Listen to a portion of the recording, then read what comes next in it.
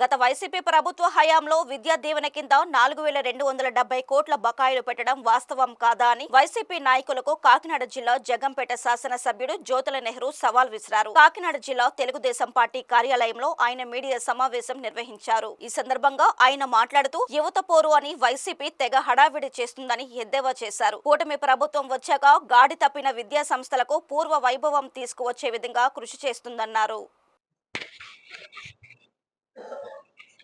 చాలా కాలం తర్వాత మిమ్మల్ని అందరినీ కలవడం చాలా సంతోషం. ఈరోజు ఈ పత్రికా సమావేశానికి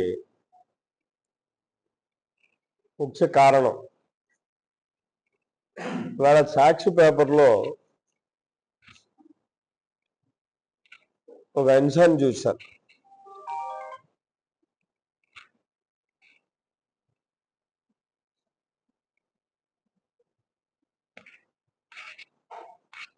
అంటే ఫీజు రియంబర్స్మెంట్ ఏదైతే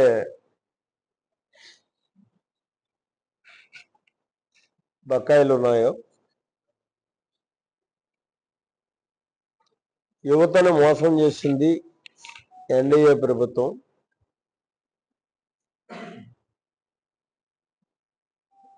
అన్ని రకాలుగానే కూడా అని చెప్పి మాట్లాడినటువంటి సందర్భం, అందులో రాసినటువంటి సందర్భం చదివాను. నాకు ఆశ్చర్యం వేసింది.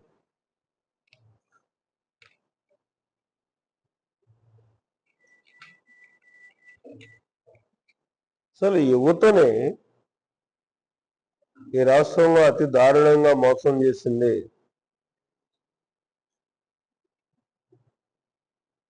గత ప్రభుత్వం, జగన్మోహన్ రెడ్డి ప్రభుత్వం అని చెప్పగలం. మనందరికీ తెలుసు ఏ రకంగా మోసం చేసింది.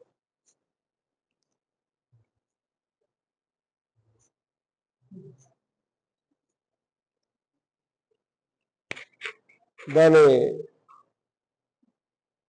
ఫలితం అనుభవించారు కూడా. యువత ఉవ్వెత్తున ఉద్యోగించి జగన్మోహన్ రెడ్డిని తరిమికొట్టి ఎన్డీఏ ప్రభుత్వాన్ని తెచ్చినటువంటి పరిస్థితి రావడంలో కూడా మీరు, నేను ఎవరూ కూడా ఊహించని విధంగా తిరుగుబాటు వచ్చింది.